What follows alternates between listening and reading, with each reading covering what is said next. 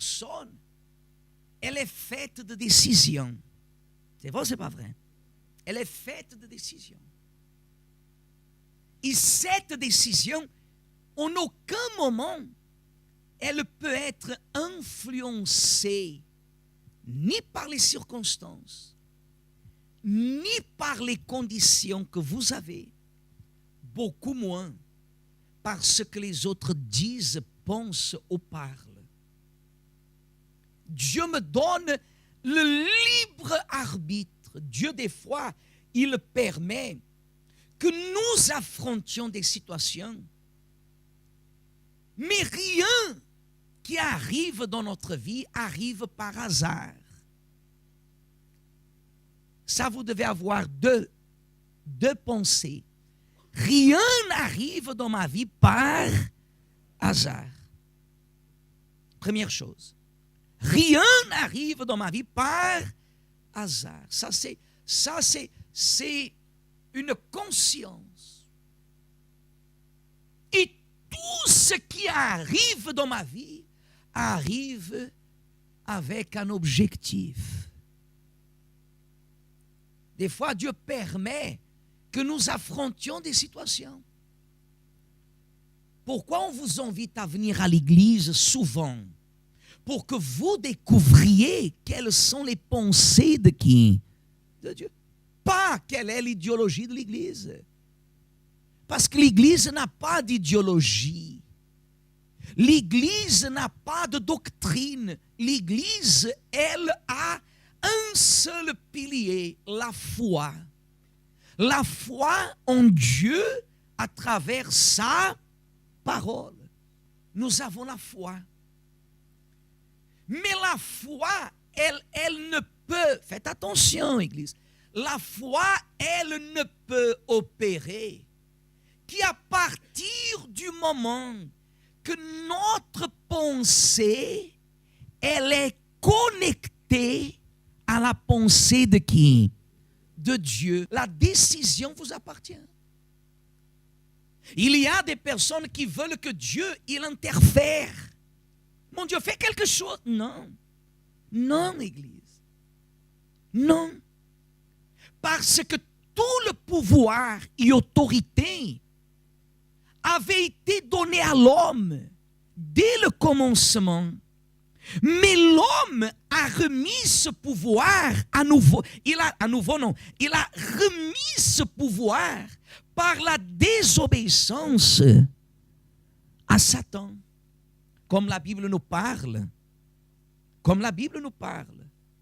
Comme la Bible nous indique dès le commencement. Et on ne peut pas négliger. On ne peut pas négliger. Dieu a donné à l'homme tout le pouvoir. Il avait le pouvoir pour tout faire. Il a perdu le pouvoir, la domination. Mais ce pouvoir nous a été redonné à travers le Seigneur Jésus, qui a triomphé au point que tous ceux qui l'acceptent reçoivent le même pouvoir et la même autorité. Et ça, c'est exactement le point faible de beaucoup de chrétiens. La peur d'exercer l'autorité. Parce qu'elle a un jour, elle a exercé l'autorité et cela n'a pas marché.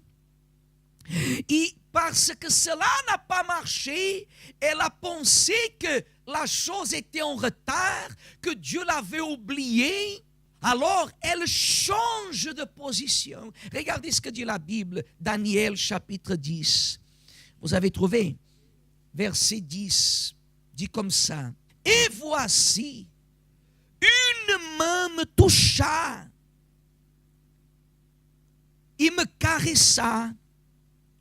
C'est ça? Qu'est-ce que ça veut dire secouer? Une main me toucha et secoua mes genoux et quoi? Et mes mains.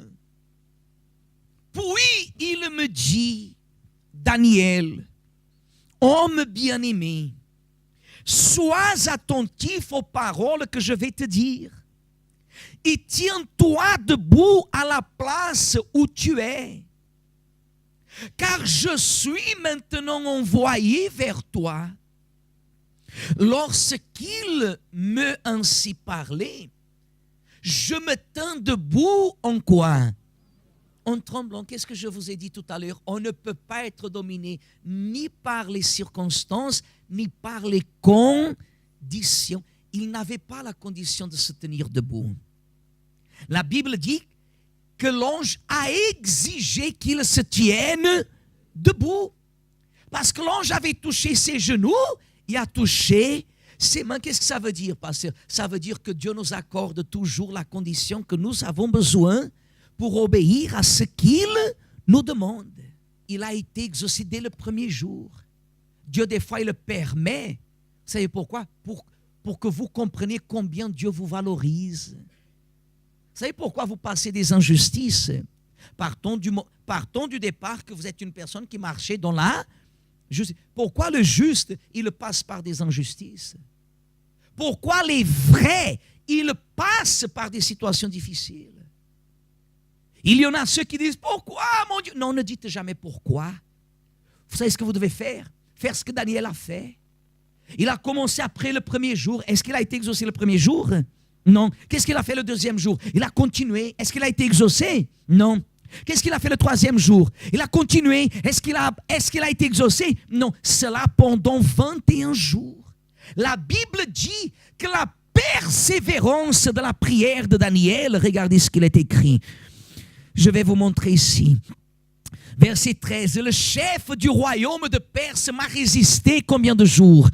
21 jours.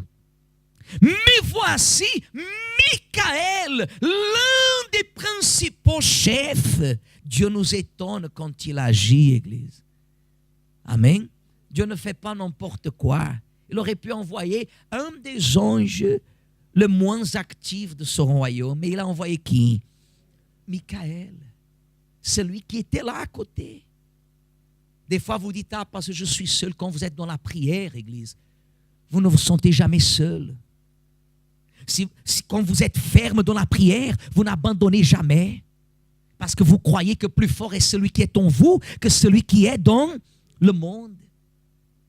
Ce Dieu d'amour qui nous aime, ce Dieu d'amour qui nous aime, il a tout de suite envoyé un des principaux. Il n'a pas choisi n'importe qui. Il a choisi l'ange qu'il fallait. Pourquoi? Continuons. Mais voici Michael, l'un des principaux chefs, est venu à mon secours. Et je suis demeuré là auprès des rois de Perse. Je viens maintenant pour te faire connaître ce qui doit arriver à ton peuple dans la suite des temps. Car la vision concerne encore ces temps-là. Regardez. Dieu, il n'est pas un Dieu qui se manifeste sans orientation. Dieu, quand nous disons, Seigneur, ma vie t'appartient, Dieu, il nous dirige. Il nous fait passer par les vers, mais il nous fait passer aussi par la vallée de l'ombre de la mort. Il nous fait passer par l'abondance, mais il nous fait passer aussi par le désert. Il nous fait passer à côté des bonnes personnes, mais il nous amène devant les pharaons. Si vous êtes une personne que vous dites, pasteur, pardon, mais je suis fatigué déjà de parler avec Dieu. Vous savez pourquoi vous êtes fatigué de parler avec Dieu? Parce que vous ne parlez pas avec le diable. Le jour que vous allez commencer à parler avec le diable, vous n'allez pas vous fatiguer de parler avec Dieu. Vous savez pourquoi je ne me fatigue pas de parler avec Dieu? Parce que tous les jours, je parle avec le diable. Tous les jours, je parle avec le diable. Attention, je ne discute pas, je ne converse pas, je le mets à sa place. Est-ce que vous comprenez? Tous les jours, je le mets à sa place. Et ce n'est pas l'ennemi, c'est diable, c'est démon, c'est esprit impur. La vraie louange, la vraie adoration vient quand la personne, elle assume ce que Dieu lui révèle. Et vous mettez en pratique. Là, vous adorez Dieu. Ça, c'est un problème. Des fois, vous allez à la préfecture et dès que le réfit arrive, vous montrez déjà qui vous êtes. Vous arrivez à la maison, c'est le mari qui prend les valises et vous restez déjà effrayé. C'est une lettre que vous n'attendez pas. C'est le médecin qui dit quelque chose et vous restez déjà effrayé. Au lieu d'utiliser l'autorité, Église. Et ce n'est pas l'autorité de venir envers le pasteur et dire, pasteur, je sais que Dieu m'a exaucé, le diable est attaché. Ce n'est pas la peine de dire ça au pasteur, vous devez dire ça au diable. Diable, tu es attaché. Si tu penses que tu vas me détourner, si tu penses que tu vas m'affaiblir, démon, si tu penses que cette situation, elle va me laisser de m'empêcher de prier, si tu penses que cette situation me fera quitter l'église, tu es fou, diable. Tu es condamné et tu es fou. Est-ce que vous comprenez? Ça s'appelle avoir une position et prendre possession. Savoir utiliser l'autorité que Jésus nous a donnée. Est-ce que vous comprenez? C'est pour cela que les personnes disent, parce que les pasteurs à l'église sont agressifs. C'est pourquoi on est agressif. Parce que l'amour de Dieu, il est vrai. Il y a un père, une mère qui aime ses enfants. Il le sait caresser ses enfants. Mais vous savez, vous qui avez des enfants, pendant la journée, vous passez plus de temps en train de caresser vos enfants ou en train d'exhorter vos enfants. D'exhorter.